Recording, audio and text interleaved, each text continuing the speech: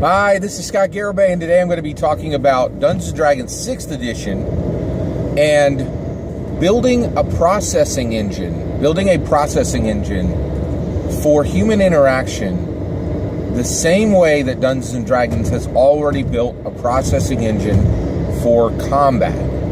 And the fact that Dungeons & Dragons 6th edition should achieve this goal. All right, so let's talk about it. All right, so Dungeons & Dragons is such a wonderfully special game, and it has accomplished so much, right? It's just accomplished an inordinate amount of things, and one of the reasons for that is people are drawn to the game. Like last year, 8.6 million people played the game. It had its most profitable year and this is in 44 years of Dungeons & Dragons. And now we're moving, we're continuing to move on, right? And iterate with this game, right? So what I want to talk about is probably the greatest goal that could be accomplished with 6th edition and why we should pursue it. All right, so the first thing I want to talk about is the pillars. One of the most brilliant things that Mike Merle's ever talked about within 5th edition, which is such a treasure. There's so many things I have to say here. I'll pile them up here. All right, so one of the things he did with Dungeons & Dragons that I thought was absolutely brilliant was he brought Dungeons & Dragons to this position of a very distinct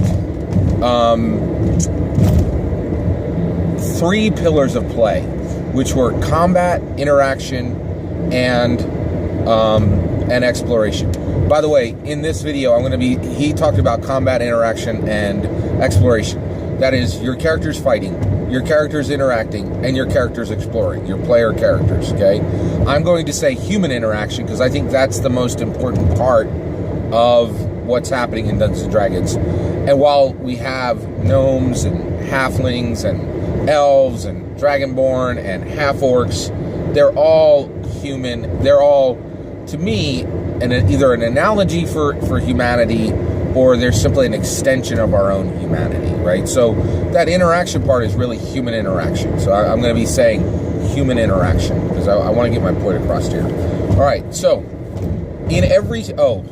real quick. All right, as I've been thinking so much about Dungeons & Dragons 6th edition, I really have come to understand what I think is the absolute correct disposition for Dungeons & Dragons players to the game itself, right? And that is respect for every previous edition, engagement with the current edition, and hope for the next edition, right? And I think that is the optimum engagement of every single Dungeons & Dragons dungeon master and player. You have respect for every previous edition, you have engagement with the current edition, and you have hope for the next edition. And at the optimum level of interaction with the game, no dungeon master or player ever leaves any of those out, right? And I'm talking about that just to explain why I'm talking so much about 6th edition, is because I just have so much hope and joy for this new edition coming, even as I have engagement with the current edition, and while I have much respect for every single edition that has preceded the current edition. All right, let's get back on track here. All right, so with that said, let's talk about the processing engine that every single edition, including 5th edition, has built for combat, right? There is a processing engine within Dungeons & Dragons that deals specifically with combat, all right? And this processing engine is the following. When it comes to combat, Dungeons & Dragons does a systematic deconstruction of all the concepts within the domain of combat, right? It does intricate ontology with all the concepts within the domain of combat, and all of these are happening, and then within play specifically, it does a spontaneous reconstruction of all the concepts within the domain of combat. This is the processing engine of combat. I think it is the heart of why the game is so important, right? Or actually, no, not why it's important. It's the heart of why people are drawn to combat, drawn to Dungeons & Dragons, because combat is incredibly exciting. right? It always has been. It's the focus of many, many games throughout history. Chess is one of the most famous games ever. It's really Reconstruction. It's really a complete remapping of combat, right, at an abstract level, right? And this processing engine for combat is really, really important. I do want to define one term, and that is ontology. Ontology specifically is showing the relations between concepts and categories within a domain, all right? Within a domain, all right? So basically, ontology is really a big part of it as well. It's understanding the relations between the concepts and categories within the domain that you're studying, and in this case, it's combat. So what does this processing engine for combat actually result in, right? Well, I've talked at length about the benefits of Dungeons & Dragons as far as literacy, as far as being socially apt, being creative, being artistic, all those kind of things, right? But one of the things that specifically, very, very specifically, the processing engine for combat existing within every single edition of Dungeons & Dragons for combat means that Dungeons & Dragons Dungeon Masters and Dungeons & Dragons players have a ridiculously high knowledge of combat, right? I know what the word barding means. I know about flanking. I know how to move small groups of combatants and large groups of combatants. I know the difference between a long bow and a short bow. I know the difference between a recurve. I know what a recurve bow is. I know all about katanas, how they're folded with thousands of sheets of small, of thin metal, right? Like, I know a ridiculous amount about combat because of what I've read, the thousands and thousands of pages of content I've read for Dungeons & Dragons. And because Dungeons & Dragons has this processing engine for combat, I have looked at the systematic deconstruction of combat that Dungeons & Dragons puts forward. I have delved deeply into the intricate ontology that Dungeons & Dragons applies to combat. And I have participated in the spontaneous reconstruction of what I understood at an ontological level about combat, right? And it is a ridiculous amount of knowledge. It is a huge amount of knowledge. It's almost like it's the opposite of a lacuna. It's this huge gaping amount of knowledge within my own body of knowledge about combat, right? All right, here's the turn. Here's the key turn. What if Dungeons & Dragons 6th edition had a processing engine for human interaction, one of the 3 pillars of the game in Dungeons & Dragons 6th edition within itself, right? What if there was a systematic deconstruction of human interaction? What if there was an intricate ontology for human interaction? What if there was spontaneous reconstruction of human interaction in Dungeons & Dragons 6th edition? What if 8.6 million players had a massive, ridiculous amount of information about human interaction in their brains because they had read hundreds or even thousands of pages of content, or I'm hoping that we're not going to go there and there's going to be a reduction of pages. What if this processing engine within 6th edition immersed Dungeons & Dragons players into human interaction, and they understood human interaction the same way they understand combat? The ramifications of that are staggering. They're staggering, right? What if, basically,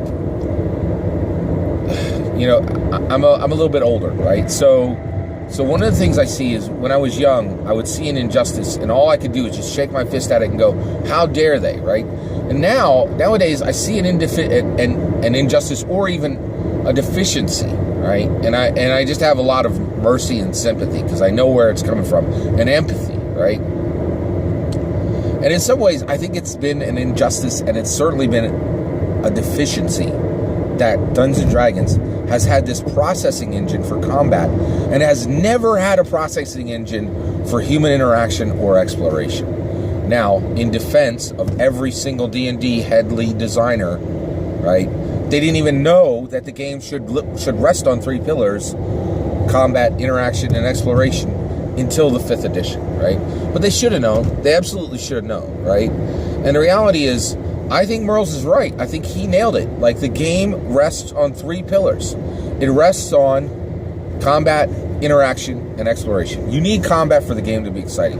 You need human interaction for the game to be meaningful. And you need exploration for the game to be creative and artistic, right? And by the way, I have a brilliant player. His name is Kurt, and he's really helped me understand that word exploration is far larger than I ever knew, right? But get this, like, we have focused on the least valuable of the 3 pillars. It is the least valuable, right? I have this huge body of knowledge about combat, but how much do I know about human interaction? How much do I know about exploration? Now, the reality is, I do know more about human interaction than most people because I play Dungeons and Dragons. Well, that many people, I would say people who don't play Dungeons and Dragons. I think people who play Dungeons and Dragons are starting to understand human interaction in a different way than people who don't play. And I certainly understand even exploration more than many other people outside of Dungeons and Dragons, because I have taken an interest specifically in cartography, right? And even the human interaction, the idea of thinking about skills such as etiquette and diplomacy and leadership, thinking about these as skills, right? This has started, but the reality is, without a doubt, the game has never had a processing engine for exploration and interaction that deals with that deconstruction, that ontology, and that reconstruction.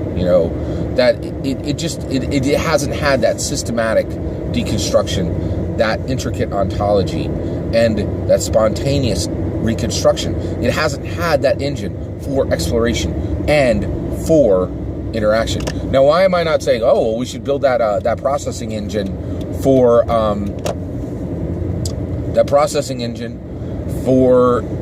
for exploration as well into Dungeons and Dragons 6th edition? Well, here's one reason. We already know this. You cannot change too much between editions. You absolutely cannot change you cannot shove every cool idea you have into the next edition, right?